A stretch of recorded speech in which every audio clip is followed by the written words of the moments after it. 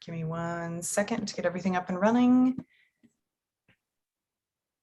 There you go. Have a good session. All right, great, thanks. So thanks everyone for coming. So this is the session on succinct arguments. We'll have 6 talks this session. And as in previous sessions, what we'll do is we'll have all of the 5-minute talks from each presenter. And then we'll have a big block for questions at the end. So if you have questions for the speakers, please feel free to post them in the Zoom chat. You can post them on the Zulip chat, or you can also ask them directly after we conclude the talks in this session. So without further ado, let's start. So the first talk in this session will be Halo Infinite, Proof Carrying Data from Additive Polynomial Commitments by Ben Fish, Dan Bonnet, Ariel Gabizon, and Justin Drake. And Ben will give the talk. Thanks, David. Thanks for the intro. So proof carrying data is an extension of verifiable computation. So I'll briefly review this. This is a non-interactive proof system, which enables a prover to demonstrate knowledge of a private input to a program called a witness that causes the program to output 1. And the proof should be small and fast to verify, even as the program grows very complex or the witness grows very long. It should be infeasible to produce this proof without knowledge of the witness. And zero knowledge is an extra feature which says that the proof doesn't reveal anything about the witness. So incrementally verifiable computation, or IVC, enables incrementally updating a proof of a computation's correctness as the computation evolves. And for IVC to be non-trivial, the cost to produce the next proof at the ith iteration, given the local state, should be cheaper than proving the whole computation from scratch, or sublinear in the depth, and should not require the previous local inputs, which may have been discarded. Proof carrying data generalizes IVC to a distributed computation, any distributed computation that occurs along the nodes of a directed acyclic graph. Classical constructions of proof carrying data used a concept called proof recursion. And the high level idea is that the proof in this example, pi I plus 1, is a proof for a witness that includes the previous proof, the previous output, the local input. And this is a witness for a program that actually checks the snark verification of the previous proof and the local computation's correctness. Now I'm skipping some details of the program which actually enable it to reference its own verifier. But for this to be possible, it's necessary that the snark verifier is succinct or sublinear in the size of the program it verifies proofs for. Halo was the first PCD based on an underlying proof system that has a linear time verifier. And it manages to do this by using proof recursion in a way that does not include the full verifier in the incremental prover's program. So our work generalizes Halo for a very broad class of proof systems. Now, there's 2 really important recent papers very related to ours that I'd like to mention here, one of which Benedict is presenting in the next talk. So BCMS 20 formalized and generalized the Halo method, identifying an underlying necessary property of the argument system called an accumulation scheme.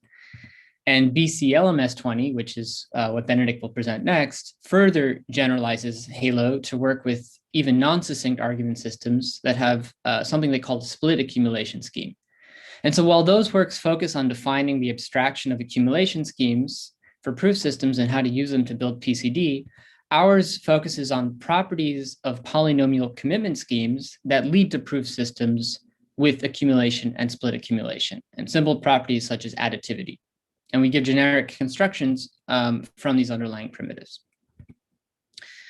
So briefly, polynomial commitment schemes combine a normal commitment scheme to polynomials over a finite field of a specified degree with a non-interactive proof that enables proving evaluations of the committed polynomials at points. And it turns out that polynomial commitment schemes can be used to build proof systems where roughly the efficiency of the proof system in terms of prover time, proof size, and verification time are all dominated by the efficiency of the polynomial commitment scheme.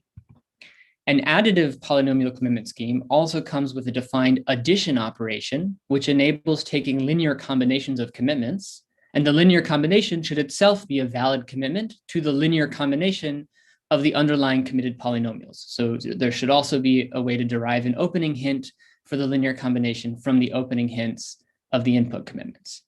Now, it's actually always possible to define an addition operation trivially, such as just defining it to be the formal addition of commitments. So it's non-trivial when the addition operation is actually compressing, or the set of commitments to polynomials of bounded degree closed under addition has polynomial bounded size. Now, we define linear combination schemes to generalize additivity.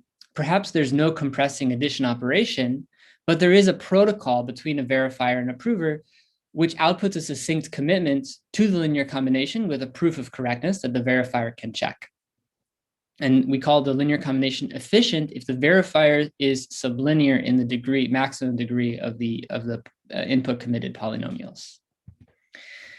So our results can be stated informally as we can achieve PCD from any polynomial commitment scheme with an efficient linear combination scheme. And the proving time inherits the same efficiency as the commitment scheme on polynomials of degree, roughly the size of the local computation plus the size of the verifier for the linear combination scheme. And if the PCS is additive, then we can actually inherit the proof size as well.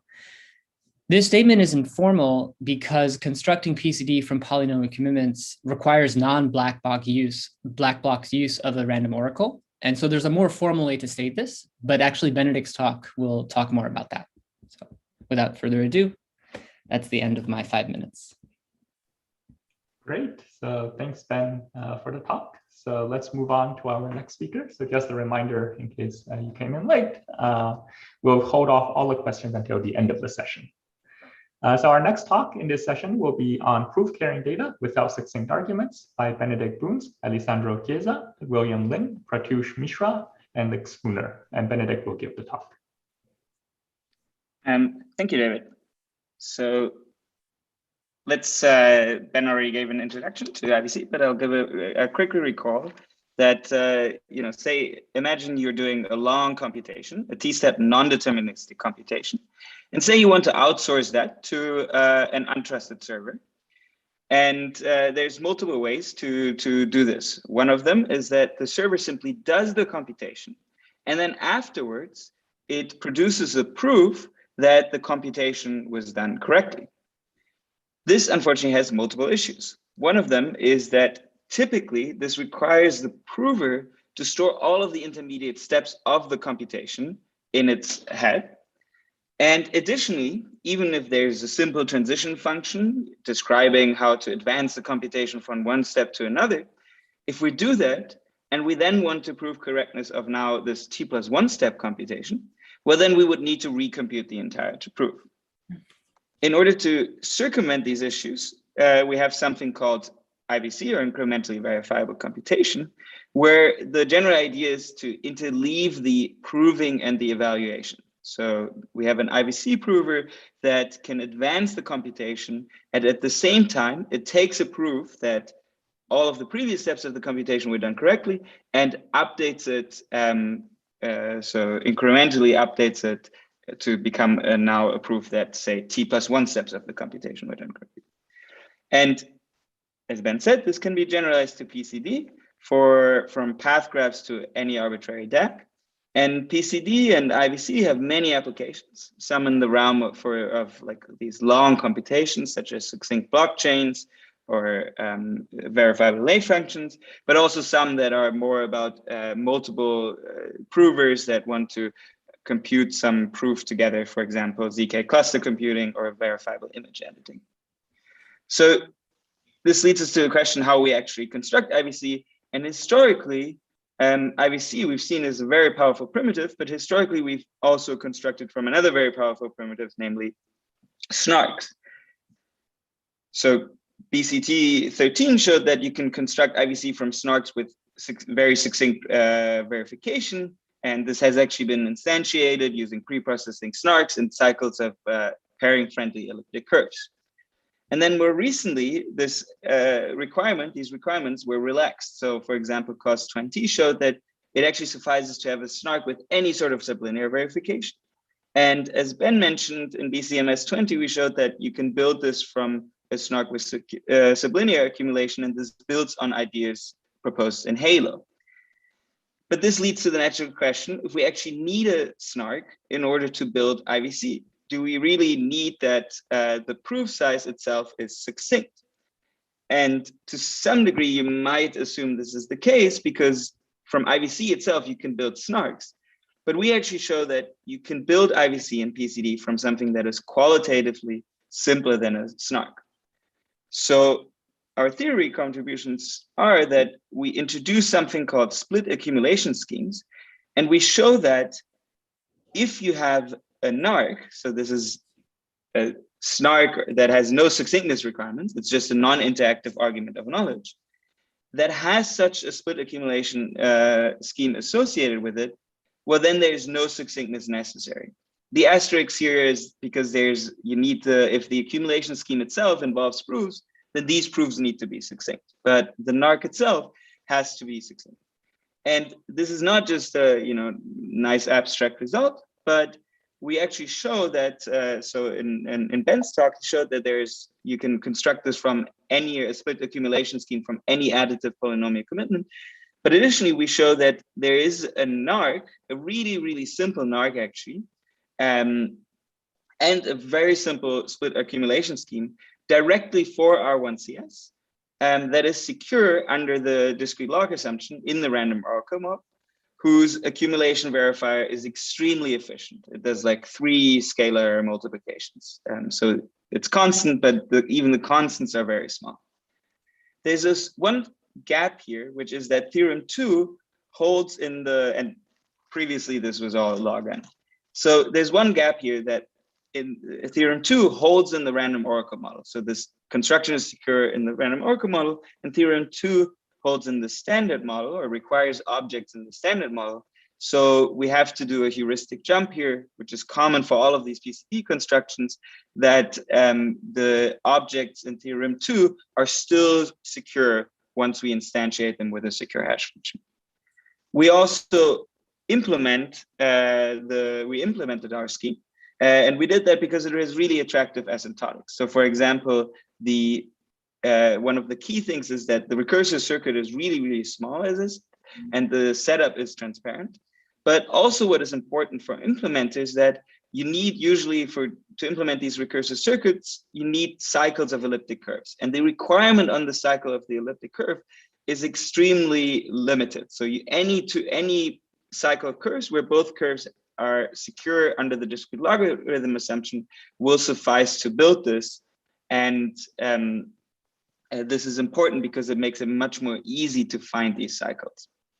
So we then implemented the scheme concretely in the ArcWorks library, and we evaluated the scheme, showing that it significantly outperforms previous constructions. So you can see that this is the gross 16 recursive snark and PCMS 20, and we can see that there's about a factor of 5 gap even in the smallest case. And there might still be optimizations here, but because we use all the same tools, the comparison should be unaffected. So yeah, thank you very much. This is my 5-minute talks, and please watch the full talk and read the paper. Great. So thanks, Benedict, for the talk. So moving on to the next talk in this session, we have subquadratic snarks in the random oracle model by Alessandro Chiesa and Ilon Yoev, and Ilon will give the talk. I think you're muted, Ilon.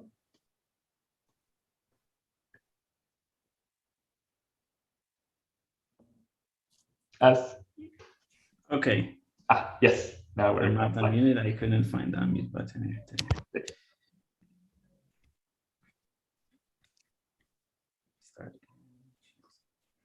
Okay. Okay, so this is subquadratic snarks in the random oracle model, as we mentioned. This is joint work with Alessandro Chiesa. I'm Ilon Yoev. Okay, so I guess in this session, we know what snarks are, okay? The focus here is snarks purely in the random oracle model, okay? So the prover and verifier share this truly random function that outputs lambda bits, okay? And it's non-interactive, it's succinct, and the soundness is computational, okay? Or in the random oracle model, what I more precisely mean is that we have T epsilon security. So any cheating prover that does T queries to the random oracle, and this cheating prover can be computationally unbounded, okay, but makes at most t queries, and then produces a proof. The probability that the verifier accepts is at most epsilon, okay? So if you do at most t queries, your success probability is at most epsilon for any cheating prover. So these are snarks in the random oracle model. There are several constructions, okay? Fiat Shamir is actually one, Mikali, and recently BCS construction. They all work in the same paradigm. You take some information theoretic proof, okay? An IP or a PCP or an IOP. You compile it with a cryptographic commitment. This is a Merkle tree, usually. And together you get a succinct argument.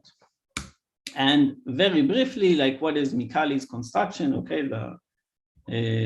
Probably the most famous one until BCS. So you take a PCP, okay, for the language that you want. You make the prover commit to it, okay, using a Merkle tree.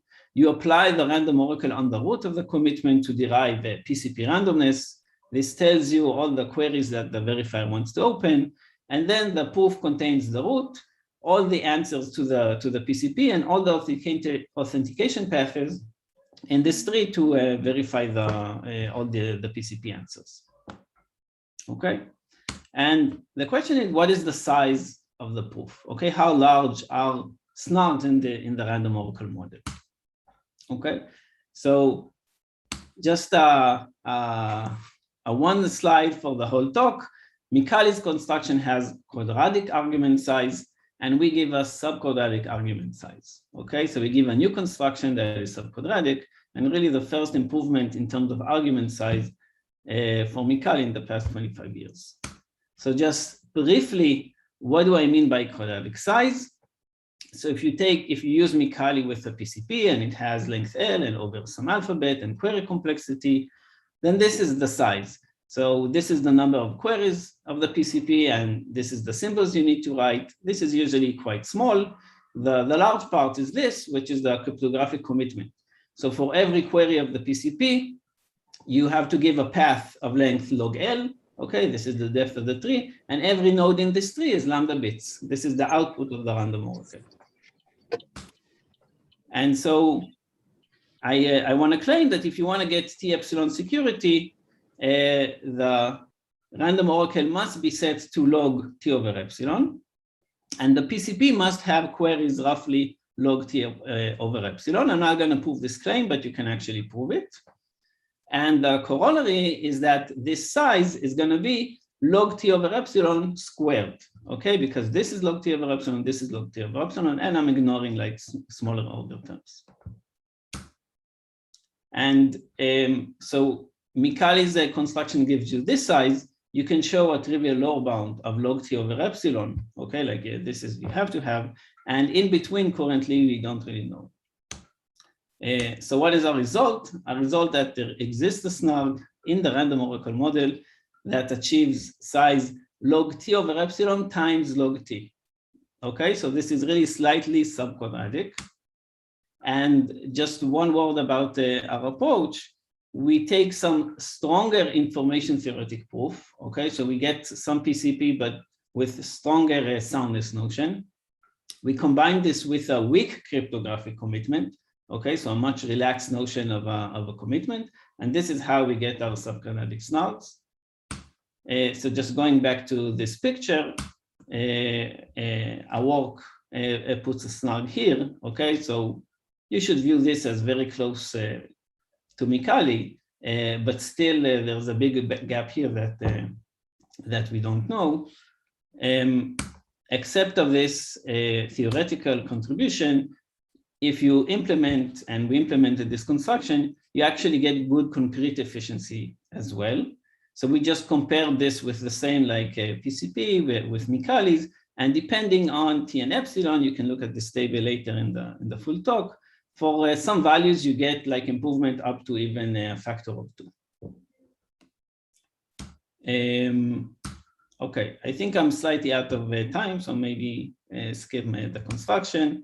Really, the conclusion that we showed the snark of size log T over epsilon times log T. There is a lower bound of log T over epsilon, and a huge open problem is the question are there snarks in the random oracle model, okay, of size log T over epsilon? Thanks. Great. Thanks, Ilona, for the talk.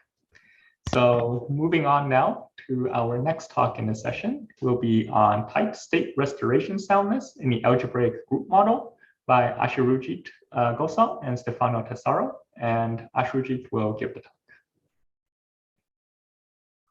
Thanks for the introduction. This is joint work with Stefano Tesaro. Very broadly, this work develops a framework that provides security proofs for some proof systems used in practice, which did not have meaningful security guarantees so far. Over the last few years, we have seen zero-knowledge proofs being implemented in real-world systems. However, often the security guarantees about these proof systems are very weak or non-existent. This might sound surprising to you, given that most of these proof systems have existing security analysis. The underlying reason for this issue is the use of the Fiat-Shamir transform. Before I explain you why that is the case, let me briefly recall what Fiat-Shamir is. It starts with a public coin interactive proof or argument, and then uses a hash function to transform the interactive protocol into a non-interactive argument. The idea is that the hash function plays the role of the verifier in computing the next challenge from the transcript so far. Many recently proposed non-interactive succinct argument systems have been designed using Fiat-Shamir, and the soundness of these protocols is proved only in the interactive setting, with the hope that if the interactive protocol is sound and the hash function is a random oracle, then the non-interactive protocol is sound as well. But unfortunately, the situation is more complicated. The problem is degradation of soundness resulting from the Fiat-Shamir transform. Let us assume that the interactive protocol has soundness error epsilon for a cheating prover running in time t, meaning that any such cheating prover can fool a verifier with probability at most epsilon. Then if the interactive protocol has R rounds and the hash function is a random oracle, the best guarantee that we can prove generically for the non-interactive argument is that its soundness error is at most t power r plus 1 times epsilon. This is a terrible degradation, as the two examples next will illustrate. Our first example involves bulletproofs, which has more than constant number of rounds, meaning that t power r plus 1 is huge, and we get no meaningful security guarantee. Even for constant round protocols with 4 rounds or more, the security guarantees we get are weak. Are the proofs being overly pessimistic? Because from these systems, we expect much better security. So there's a significant gap between security expectations and what guarantees we can prove. And this is a little alarming because some of these systems are being used in the real world. The goal of our work is to exactly narrow this gap. And we do this by giving a general framework to analyze security in the algebraic group model for group-based protocols that use the Fiat-Shamir transform. Our framework captures protocols instantiated in groups with or without pairings. We apply our framework to obtain tight security bounds for the non-interactive version of bulletproofs and Sonic. In fact, for bulletproofs, this is the first non-trivial soundness guarantee for the non-interactive argument ever proved in any model. In concurrent work, Bunz et al. Analyzed the non-interactive version of the main component of bulletproofs in the AGM. However, the bounds that they obtain are not tight. We also expect our framework to be more widely applicable to a number of other proof systems and leave that for future work. Also, note that there are prior works that use the generic group model or the algebraic group model to analyze soundness of non-interactive protocols. But these protocols did not involve the Fiat-Shamir transform. Hence, their analysis did not encounter the challenges that we do. The key ingredient of our approach is analyzing a stronger notion of soundness for the interactive protocol called the state restoration soundness. The state restoration soundness error of an interactive protocol is roughly an upper bound on the soundness error of the non-interactive protocol resulting from the Fiat-Shamir transform. Let me define what state restoration soundness is very briefly. This gives the cheating prover the additional power to restore the verifier to any of its previous states and resume execution from there. Here is an example to illustrate this. The cheating prover interacts with the verifier and it restores it whenever it gets rejected or it gets a challenge that it does not like. The cheating prover wins if there is an accepting path in the execution tree. We define the state restoration soundness error as the probability that the cheating prover wins. For the particular case of arguments, we do not know of any for which we can prove non-trivial bounds for state restoration soundness. In this paper, we analyze state restoration soundness of group-based arguments in the algebraic group model. That is, we consider soundness only against algebraic adversaries that provide a representation of every group element they output in terms of the group element they received as input so far. Our main contribution is developing a general framework to analyze state restoration soundness for group-based protocols in the algebraic group model. I refer you to the full version of the talk for details about our framework. We apply our framework to prove upper bounds on state restoration soundness for the two instantiations of bulletproof and sonic. We additionally give matching attacks to show that the bounds we obtain are tight. The main takeaway message from our work is that it is essential to analyze the state restoration soundness of interactive protocols when using the Fiat-Chomey transform. A couple of related open problems are proving state restoration soundness for more protocols, specifically those which are not based on groups, and proving a non-trivial bound for state restoration soundness for any argument in the standard model. The full version of our paper is on ePrint. Thank you. Great, excellent. Thanks for the talk. So our next talk in this session will be on sum-check arguments and their applications by Jonathan Budo, Alessandro Chiesa, and Katerina Sotaraki. And I think Jonathan will give the talk. Yeah, that's right. Thanks, David. So our work is called sum-check arguments and their applications. It's based on the sum-check protocol from 1992.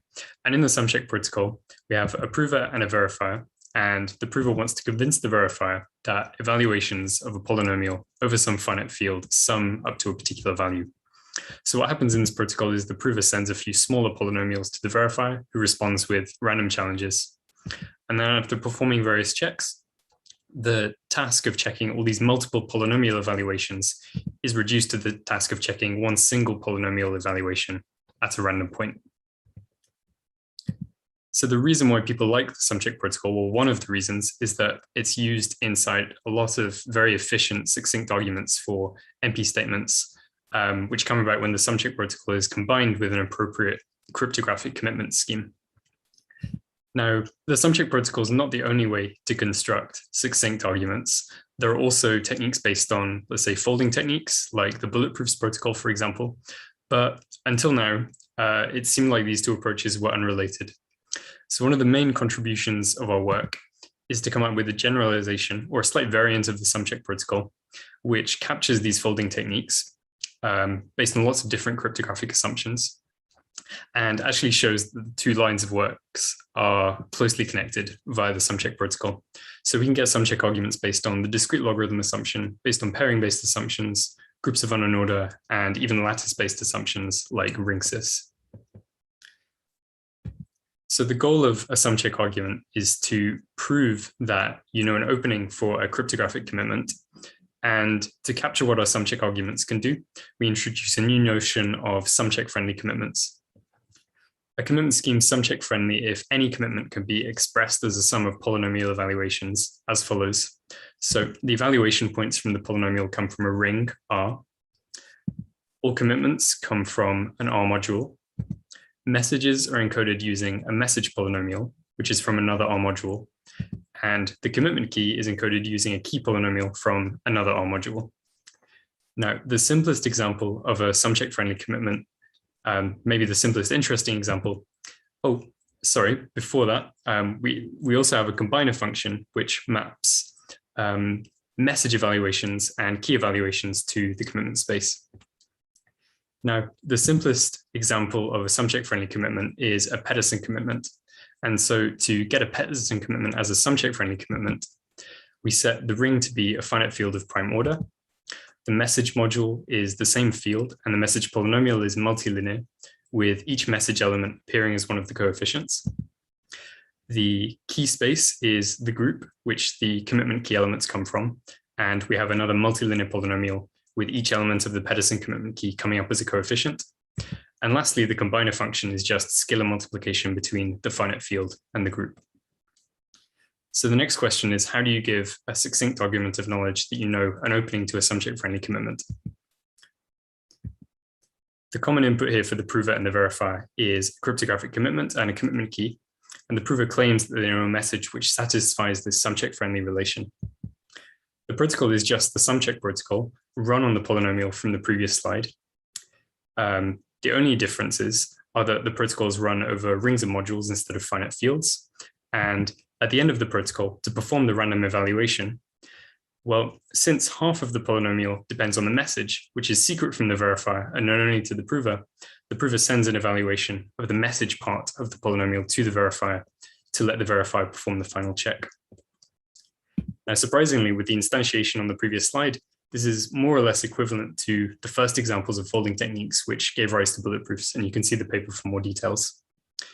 And finally, to capture lattice-based assumptions or other assumptions where the norms of messages matter and you're only allowed small messages and commitments, we have to add some extra norm checks to this basic protocol. Here's a summary of the results that we prove. Our main result is to show that the sumcheck protocol applied to any sumcheck-friendly commitment gives you a succinct argument of knowledge for opening the commitment. So using this as a subroutine, we're actually able to give very general succinct arguments for NP statements over a variety of different rings and modules to capture those different cryptographic assumptions. And when we specialize to the case of lattice assumptions, we give succinct zero-knowledge arguments of knowledge for NP statements with logarithmic communication based on the cis assumption. And these are the first ones which are known. There are actually a number of similar works at Crypto this year, if you're interested specifically in lattice-based assumptions. Thanks very much for your attention. Wonderful. All right, so now moving on to our final talk of this session. We have an algebraic framework for universal and updatable snarks by Arantxa Zapico and Carla Raffos. And Arantxa will give the talk. Thank you. When we talk about universal and updatable snarks, we are actually talking about the way the structure reference string, or SRS, that is a piece of information both true and verifier share, is built. So updatability means that many parties collaborate in a non-interactive way and with different parts of the secret, and in such a way that if one of these parties is honest, the secret is safe. Then the secret is used to create a universal SRS, but this SRS that works for any relation up to some size, and then in an untrusted step, we can derive like SRS is specific for every relation. Since the work that introduced this model in 2018 by Groth et al., there has been a huge line of research on this kind of snarks. And the nice thing is that all these constructions follow a common design principle that consists on breaking the construction of the snark in two steps. First, creating an information theoretical secure object that is an holographic proof, and I'm going to talk about that in a second. And then using a polynomial complement. Sorry, Arantxa, it's hard to hear what you're saying. Can you change anything in the, it's hard to hear what you're saying. Can you get closer to the microphone? Wow. I have no idea what could be happening. Wait a second, because I don't have any micro options. Do you hear me better now? So the volume still seems a little bit low. If you're using headphones, you may want to try with your laptop speakers instead and not use the headphone speaker. No, that one doesn't work. Okay. Do you hear me better now? Yes, much better. It's much better. Yes. I'm super sorry. Shall I start from the beginning? Or it's okay? I think we have time, so sure. Okay. So when we talk about universal and updatable snarks, we are talking about the way the structure reference string, or SRS, is built. This reference string is some information both proof and verifier are going to share, and updatability means that many parties are going to collaborate in a non-interactive way in order to generate this secret. And then, as soon as one of these parties is honest, the secret is set. That secret will be used to generate a universal SRS, that is an SRS that works for any relation up to some size. And then in an abstractive step, we can derive from this universal SRS some string that is specific for different relations. So this model was introduced in 2018 by Otto et al., and since then there has been a huge line of research on this kind of snarks. And the nice thing is that all this work follows some common design principle that consists on breaking the construction of the snark into steps. First, create an information theoretical secure object that is an holographic proof, and I'm going to talk about that in a second, and then use a polynomial complement to compile it into snark. This is the case for most of the constructions, at least we are aware of. So an holographic proof, or polynomial holographic proof, is a proof system. We have a prover and a verifier, but we also have another algorithm that is the indexer. The indexer output polynomials that describe the relation, and when prover and verifier interact, the prover sends some polynomials as well. The key is that the verifier has oracle access to these polynomials. It doesn't need to read them, and this gives us the soundness frame-based snark I have us used to. So our goal is to construct polynomial holographic proofs for general computations. So for today, we are going to talk about sequence satisfiability, a nice way to represent them, and specifically about algebraic circuits. So we will need a map to move from the algebraic to the polynomial world. It could be other maps. I'm using the Lagrange interpolation as an example. And algebraic circuits have three kinds of gates. We have the multiplicative gates that can be expressed as quadratic constraints. So if we call A to the left inputs, B to the right inputs, and C to the output, what we want to see is that the Hadamard product between the vectors that have the input values is equal to the output. And this is quite standard, so it's not what we are going to focus on today. But then we have linear constraints that represent both additive gates and multiplicative by constant gates. What they express basically is that every input depends on previous outputs and some constants that depend on the circuit itself. If we take both left and right input constraints, we can actually reduce the linear constraints to this problem of belonging to some space. So we want to prove that the vector of the witness is in the orthogonal space to that one generated by the rows of W. And a natural way of doing this would be, okay, let's sample some vector, random vector in the row space of this matrix, and then, of course, compute the mapping of that vector as a polynomial and the same with the witness, and prove that just one inner product. So instead of checking all the rows against the witness, we batch all the constraints and prove only one inner product. Inner products are also quite standard, and what I want to focus is in these two steps. So because the prover is the one that is trying to convince the verifier, it cannot choose the vector itself. The verifier has to give the randomness of this vector. This is what we call a checkable subspace sampling.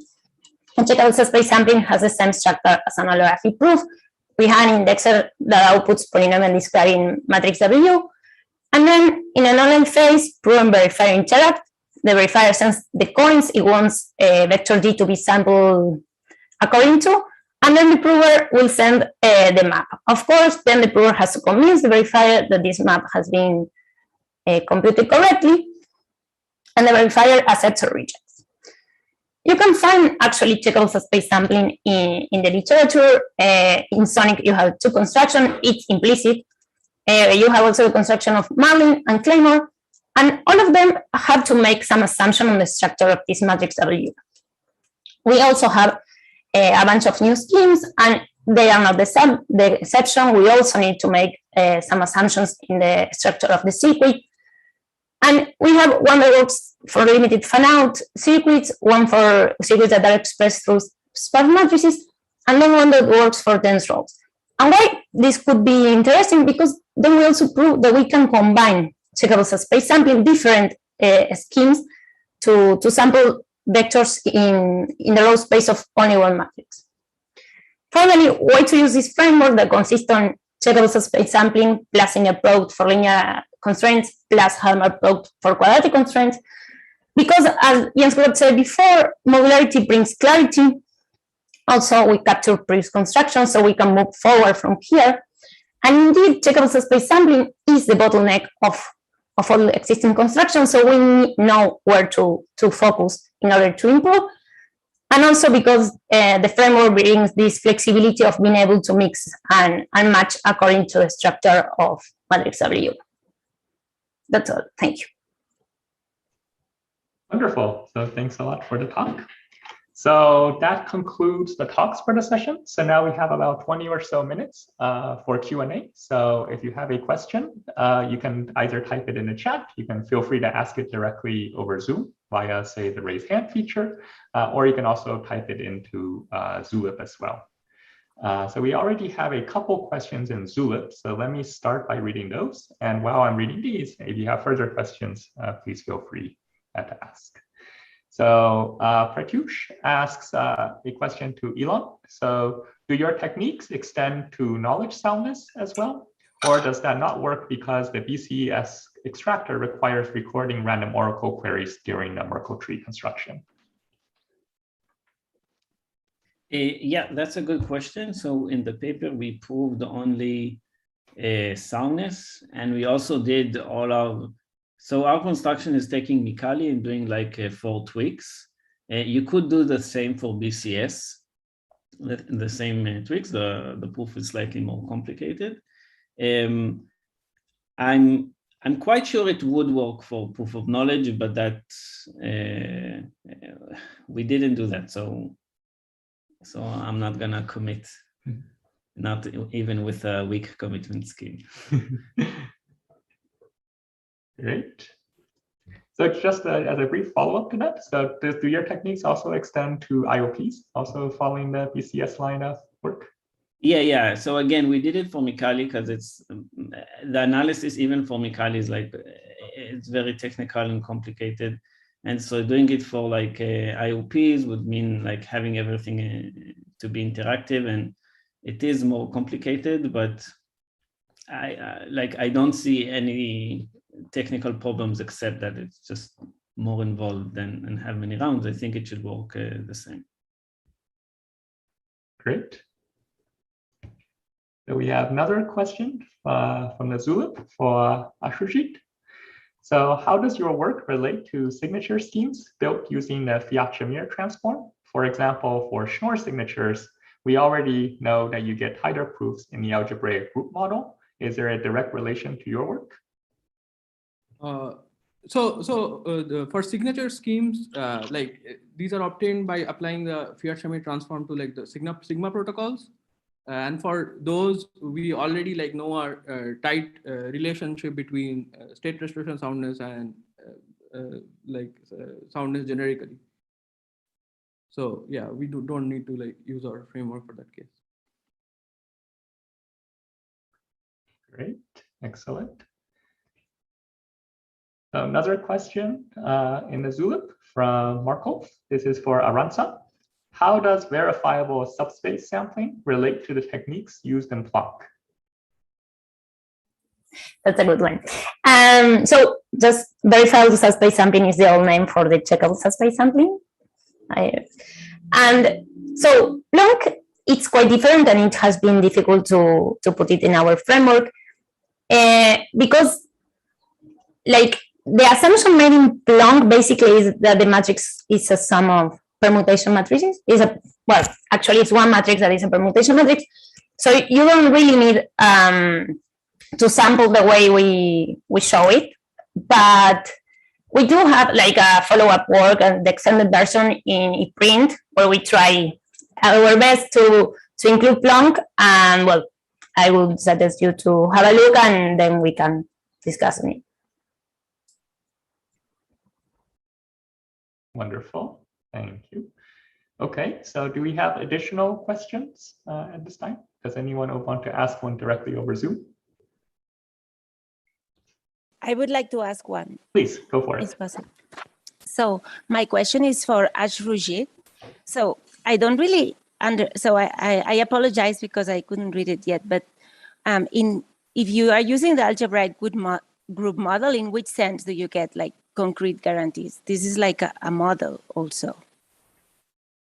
So the guarantees we prove are for like algebraic provers, like yeah, but like you're still making an assumption, right? Like you cannot really quantify this. Like if this is not true, if your prover is not algebraic.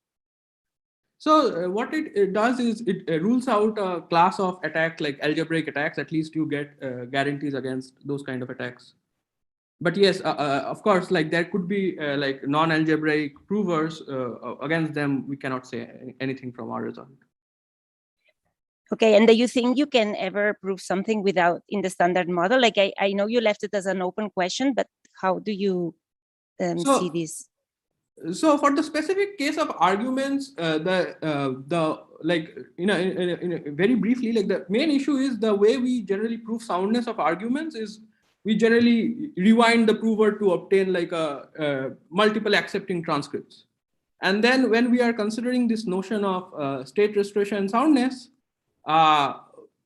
here like the prover can also like restore the state of the verifier, and then we also need to rewind the prover. So this there's this issue of like double rewinding that comes in, and that is like we don't know of like how to give a good extractor strategy. And I think that is a very important open problem if we can solve that in the standard model. So the reason that we use the algebraic group model is that we can bypass this issue of trying to rewind the prover. We just can extract a witness given like one accepting transcript.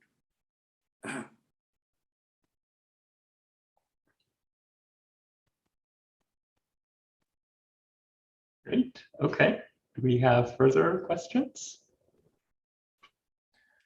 I have a question for Jonathan.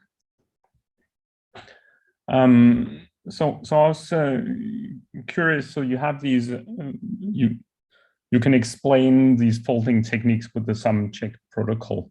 I was wondering sort of how they compare in performance. Are you sort of like recovering the same as you do with folding techniques in the discrete log setting?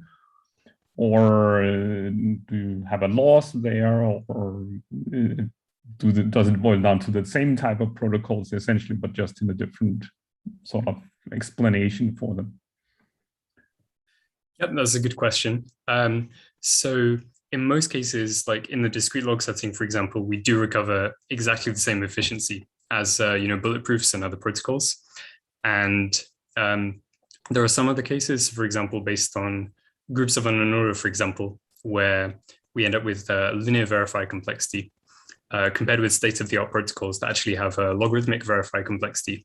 But actually, in our framework, that's actually very nicely explained, because in this random evaluation at the end of the protocol, the verifier has to evaluate a polynomial in the commitment key. And actually in these other works that do better, it's because they've outsourced that very particular operation from the verifier to the prover. So I'd say either we match the efficiency of existing works, or there's a very clear point in the protocol at which you could outsource the verifier's work to the prover and then get the same efficiency as existing works.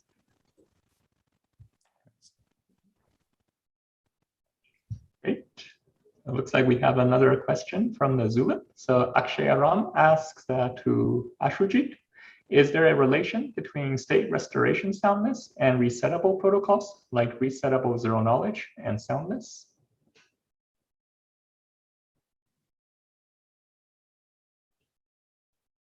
I'm not like super familiar with like resettable soundness, but the thing with state restoration soundness is the prover can restore the state of the verifier to any state, not necessarily the start state. So if resettable soundness means that the prover can just reset the verifier, so state restoration soundness has a more like powerful prover.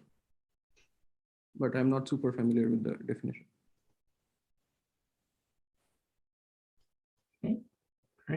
other questions?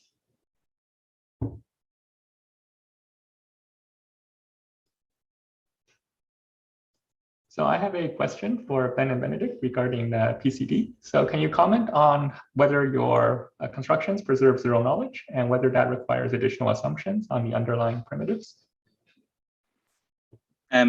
Yeah, so for our construction, we proved that if so we build PCD from an accumulation scheme and NARC, and we show that if both of these have zero knowledge, then the PCD construction will also have zero knowledge.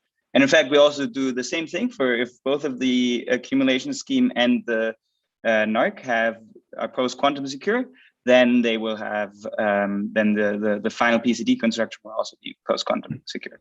So it seems like really like what you put in is what you end up getting out.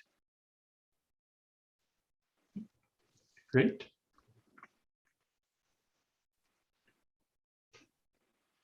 Sorry, I was muted. Just from the flip side, if you're trying, so for our results, which are more about how to build accumulation schemes from polynomial commitments, yes, we also, if you start with a zero knowledge polynomial commitment scheme, then the zero knowledge is preserved as well. And we also give generic zero knowledge compilers for additive polynomial commitment schemes. So any additive polynomial commitment scheme can be made zero knowledge. Cool. And can you comment a little bit on instantiation? So under what assumptions do you need to instantiate your general compilers?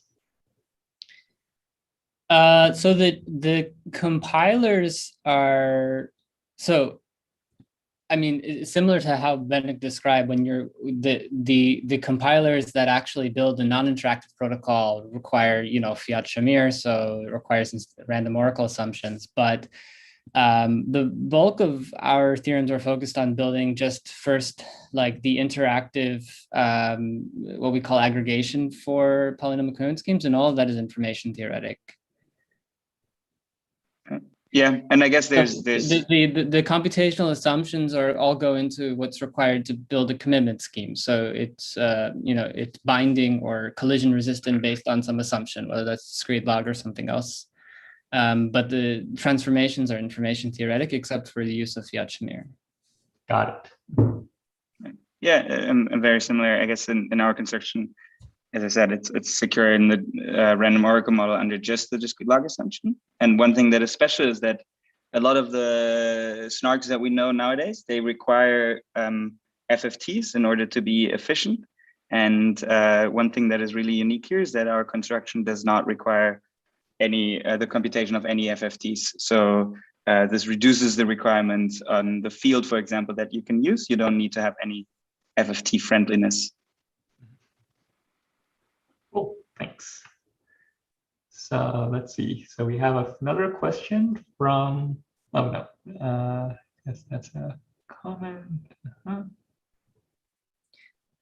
Okay, no, I do not see Sorry, any. David, where are you reading so in Zulip, where are I don't see the stream of comments or questions. Is that so if you go to the conference portal via the link on the website, there's, and you enter the portal, I think there's a link to chat. So there is a link in this chat. The first message of this chat is the link to Zulip. Yes, so Kay just sent it. Thanks, Kay. Yes. Yep. No, I encourage you to also take a look at discussions there, maybe in case you want to elaborate or follow up on the questions. So any other questions before we wrap up the session?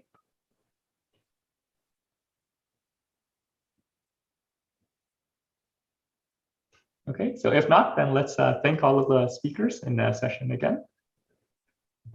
And yeah, I